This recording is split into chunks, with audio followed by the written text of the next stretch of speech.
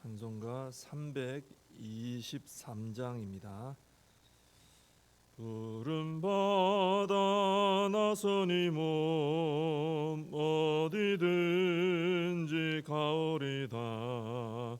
괴로우나 즐거우나 주만 따라 가오리니 어느 누가 막으리까. 죽음인들 막으리까. 어느 누가 막으리까. 죽음인들 막으리까. 아골골짝 빈들에도 복음 들고 가오리다. 소돔 같은 거리에도 사랑 안고 찾아가서 종의 몸에 지닌 것도 아낌없이 드리리다. 종의 몸에 지닌 것도 아낌없이 드리리다. 존귀 영광 모든 권세 주님 홀로 받으소서. 멸시천대 십자가는 제가 지고 가오리다. 이름 없이 빛도 없이 감사하며 섬기리다. 이름 없이 빛도 없이 감사하며 섬기리다. 아멘. 사도신경으로 신앙 고백하시겠습니다. 전능하사 천지를 만드신 하나님 아버지를 내가 믿사오며 그 외아들 우리 주 예수 그리스도를 믿사오니 이는 성령으로 잉태하사 동정녀 마리아에게 나시고 본디오 빌라도에게 고난을 받으사 십자가에 못 박혀 죽으시고 장사한 지 사흘 만에 죽은 자 가운데서 다시 살아나시며 하늘에 오르사 전능하신 하나님 우편에 앉아 계시다가 저리로서 산 자와 죽은 자를 심판하러 오시리라. 성령을 믿사오며 거룩한 공회와 성도가 서로 교통하는 것과 죄를 사하여 주시는 것과 몸이 다시 사는 것과 영원히 사는 것을 믿사옵나이다. 아멘. 시편 119편 137절부터 보겠습니다. 시편 119편 137절에서 144절까지 말씀을 봉독해 드리겠습니다. 여호와여, 주는 의로우시고 주의 판단은 옳으니이다. 주께서 명령하신 증거들은 의롭고 지극히 성실하니이다. 내 대적들이 주의 말씀을 잊어버렸으므로 내 열정이 나를 삼켰나이다. 주의 말씀이 심히 순수하므로 주의 종이 이를 사랑하나이다. 내가 미천하여 멸시를 당하나 주의 법도를 잊지 아니하였나이다. 주의 의는 영원한 의요 주의 율법은 진리로소이다. 환난과 우환이 내게 미쳤으나 주의 계명은 나의 즐거움이니이다. 주의 증거들은 영원히 의로우시니 나로 하여금 깨닫게 하사 살게 하소서. 아멘. 오늘 137절의 말씀해 보시면 시인이 주는 의로우시고 주의 판단은 옳다 이렇게 말하고 있습니다. 하나님께서 의로우시다라는 말 성경에 참 많이 나오죠. 하나님께서 의로우시다라는 말은 하나님은 죄와 또 거짓됨, 불의와 같은 이런 것이 하나도 없는 분이다, 그런 의미입니다. 연약함도 없고 모자람도 없는 분이시다, 이런 말씀이죠. 또 그것도 영원히 그렇습니다. 영원히 그렇게 완전하신 분이다라는 의미입니다. 그래서 142절에도 보시면은 주의 의는 영원한 의라고 했습니다. 그리고 144절에도 보면은 주의 증거들은 영원히 의로우시다. 하나님의 의가 영원하다는 것이죠.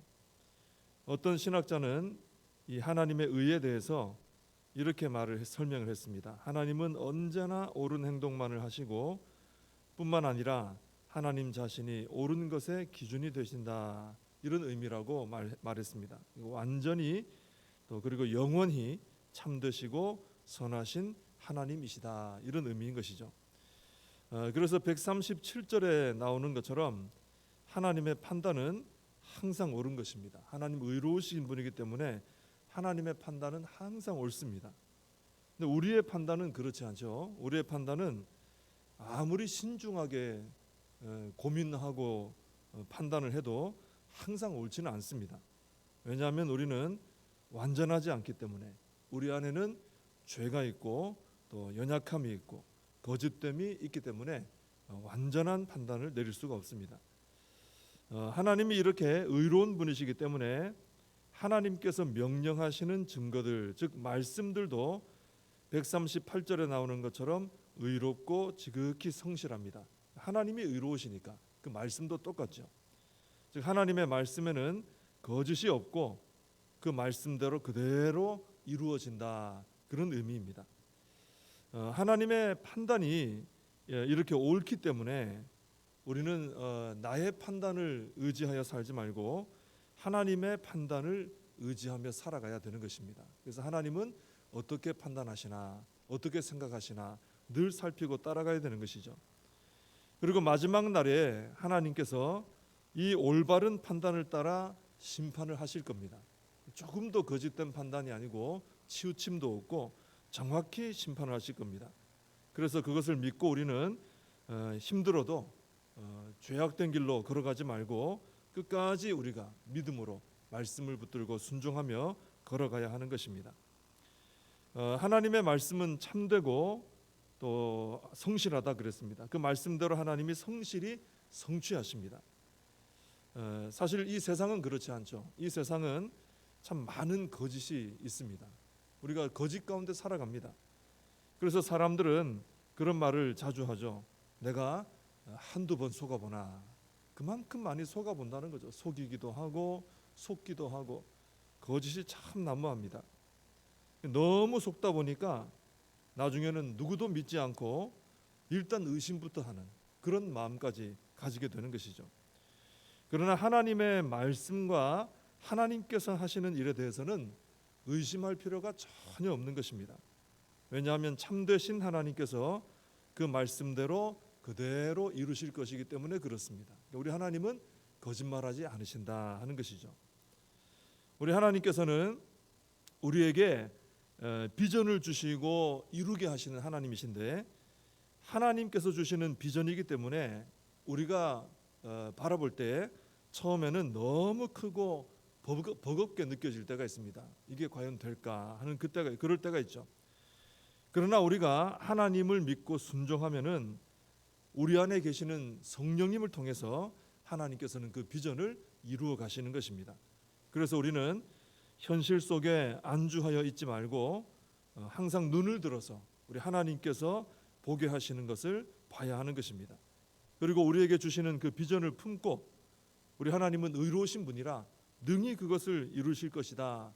하나님을 신뢰하고 우리가 한 걸음씩 순종을 해 나가야 되는 것이죠. 그럴 때 신실하시고 의로우신 하나님께서 그 말씀대로 주신 비전대로 이루어 주실 줄로 믿습니다. 139절에서 시인은 주의 말씀을 잊어버린 대적들로 인해 분노하여 내 열정이 나를 삼켰다라고 합니다.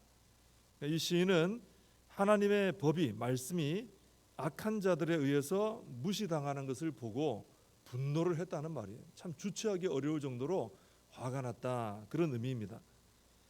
이 시인은 보면은 자신이 악인들로 인해서 고난 당하고 있는데도 그거보다 하나님의 말씀이 무시당하는 것을 더 괴로워하고 있습니다. 우리가 아까 찬송할 때 존귀 영광 모든 권세는 하나님 홀로 받으시고 멸시천대 십자가는 제가 지고 가겠다 그렇게 찬송을 했습니다. 그러면서 이름 없이 빛도 없이 감사하며 섬기리다 우리가 아까 찬송을 했죠. 그 찬송처럼 정말 내가 멸시와 천대를 받으며 또 누가 알아주지 않아도 감사함으로 섬기며 오직 하나님의 영광만을 위해 살아가는가? 우리가 이 시인의 고백을 보면서 우리 자신을 좀 돌아봐야 되겠습니다. 혹시 내가 누가 나를 알아주지 않고 조금만 멸시하고 천대하고 무시하는 느낌을 받으면은 아주 분노하면서 견디지 못하면서 하나님의 영광이 드러나지 않는 것을 보면서는 아무런 반응도 보이지 않는 그런 나의 모습은 아닌가 돌아보길 바랍니다. 이 시인은 자신은 그렇게 믿음으로 살면서 고난 당하면서도 그것 때문에 분노하지 않고 하나님의 말씀이 무시당하는 것을 보고 그 영광이 가려지는 것을 보고 분노하며 살았다는 것입니다. 140절에서 시인은 주의 말씀이 심히 순수함으로 사랑한다 이렇게 고백합니다. 하나님의 말씀은 이렇게 심히 순수합니다. 깨끗합니다. 하나님의 이 말씀 안에는 죄로 오염된 이 인간의 악한 생각이 조금도 들어가 있지 않은 것이죠. 그래서 하나님의 말씀을 가까이 하면은 그 말씀이 나를 깨끗하게 하는 것입니다. 하나님 말씀이 순수하고 깨끗하기 때문에 그 말씀을 가까이 하면 내가 복을 받는 것이죠. 우리가 신약 성경 특히 이제 공생애 예수님 공생애가 나타나는 그 복음서를 보면은 유대인들은 항상 자신들이 더러워질까봐 염려를 많이 했죠. 그래서 나병 환자 같은 경우도 법을 정해서 가까이 하지 않도록 그렇게 해놨고 또 음식을 먹을 때도 꼭 손을 씻고 먹고 이런 정결 예법을 잘 지켰던 것을 기억합니다. 왜 그렇게 했냐면은 그런 것을 가까이 하면 병든 자라든지 더러운 것이라든지 이런 걸 가까이 하면은 내가 더러워진다 이렇게 생각을 했기 때문이죠.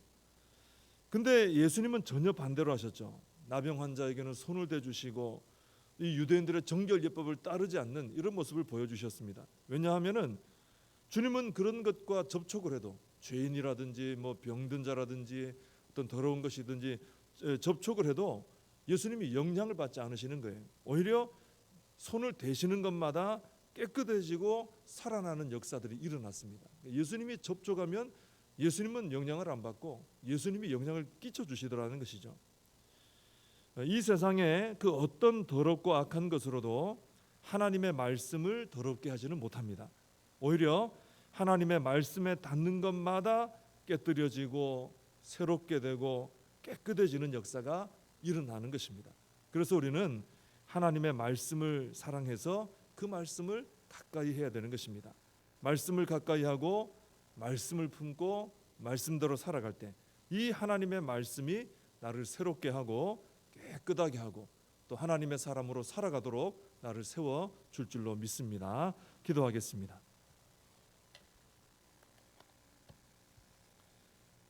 하나님 아버지, 저희들도 이 시인처럼 날마다 주의 말씀을 사모할 뿐 아니라 자신의 어떤 믿음으로 살아가면서 당하는 어떤 고난보다도 또 하나님의 말씀이 무시당하는 것을 보며 분노할 줄 아는 저희들의 삶이 되게 하여 주시옵소서.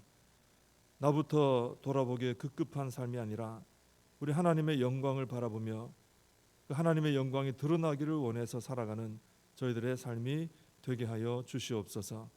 말씀을 가까이 할 때 말씀의 생명이 나에게 영향을 주고 말씀의 순수함이 나에게 영향을 주어서 하나님의 생명으로 살아가며 또 깨끗한 주의 자녀로 살아가게 될 줄로 믿습니다. 항상 말씀을 가까이 함으로 하나님의 자녀로서 복을 받고 또 하나님 자녀답게 살아가는 저희들이 되게 하여 주시옵소서. 예수님의 이름으로 기도하옵나이다. 아멘. 주님과 주신 기도로 예배를 마칩니다. 하늘에 계신 우리 아버지여, 이름이 거룩히 여김을 받으시오며 나라의 임하옵시며 뜻이 하늘에서 이룬 것 같이 땅에서도 이루어지이다. 오늘날 우리에게 일용할 양식을 주옵시고 우리가 우리에게 죄진 자를 사하여 준 것 같이 우리 죄를 사하여 주옵시고 우리를 시험에 들게 하지 마옵시고 다만 악에서 구하옵소서. 대개 나라와 권세와 영광이 아버지께 영원히 있사옵나이다. 아멘. 말씀 붙들고 기도하시고 이 나라와 민족을 위하여 우리 교회와 다음 세대 위해서 우리 사명을 붙들고 기도하겠습니다.